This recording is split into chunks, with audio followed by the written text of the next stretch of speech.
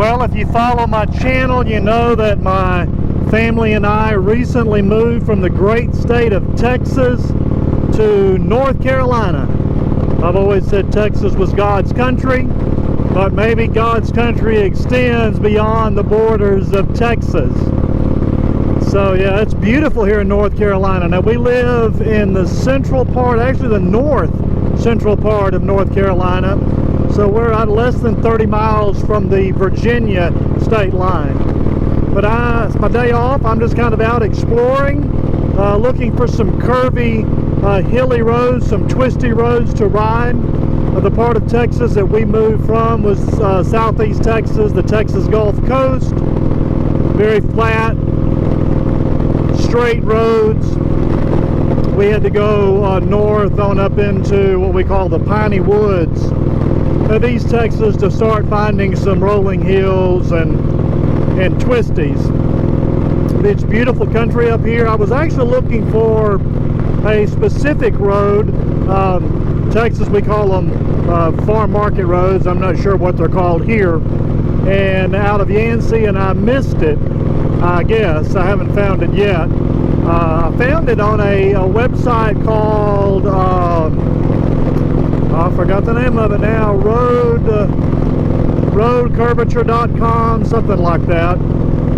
I just Googled twisty roads near me and found this website, and I obviously missed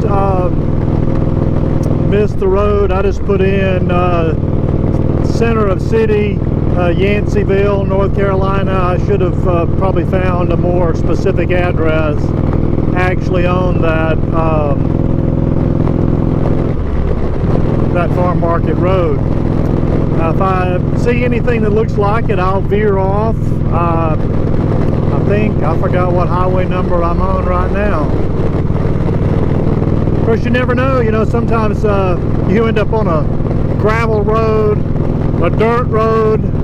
That certainly happened to me in Arkansas, just wandering around in the Ozark Mountains. Now for real mountains, I have to go a little farther west. I think the closest, what I would consider a real mountain from where we live, is Pilot Mountain, kind of northwest of Winston-Salem. I thought about venturing over that far today. I don't know, my son has a football game this evening, and of course, you know, I got to get back in plenty of time to attend the football game. So if I find this farm market road that I was looking for, I'll definitely record some more footage. I mean, this highway here has got some nice curves and hills rolling into the little town of Yancey. I encountered some curves, and any hills and curves is more scenic than what we were used to in southeast Texas. We've been here a little over a month, having a wonderful time in North Carolina. It's a beautiful state, very friendly people. I'm now pastoring the Helena Methodist Church in Timberlake, North Carolina, which is just south of Roxborough, north of Durham. Incredible place, incredible people. Just having a wonderful time, and I know I'm going to have fun exploring some of these roads. I should have just went on to Pilot Mountain this morning, where I would at least see one real mountain. I may venture that far west before the day is over. I don't know. We'll see. But stay tuned, and we'll see where I end up before this little adventure is over. Well, this road I'm on has some nice curves. It's not the exact road I was looking for, but in Texas, once you get out of the city limits, all of the streets are identified with either county numbers or farm market road numbers. You know, I'm way out in the country here in North Carolina, and they still have street names. If I'd have known that, I would have wrote down the street names instead of what I thought were probably county road numbers or farm market road numbers. So I could have blown by the actual twisty road that I was looking for, because I was looking for the number, not the name. I'll have to remember that in the future. Notice on the map it had both a number and a name, but like I say, back in Texas, once you get out of the city limits, the street names pretty much go away. I mean, the locals know the name of the streets, but as far as the signage, like this little side street here would say, you know, County Road, whatever, instead of actual name. So I'm just going to wander around. A great thing when you've got navigation, you know, I can wander around to my little heart's content. Matter of fact, I'm going to turn here. I don't know where I'm going, but when I get ready to go home, I can just, oh great, I'm getting behind a big truck. When I get ready to go home, I'll just go to my home address and follow the navigation back to the house. My wife and I got out and did a really nice ride the other day doing that. We rode only maybe an hour or so on country roads like this. Had a great time. She didn't ride with me very often, so it's always a great blessing. I can't get over the blue lights on law enforcement. If you see the cars going by there in Texas, they're red and blue. And the slow speed limits, I'm going to sound like a broken record.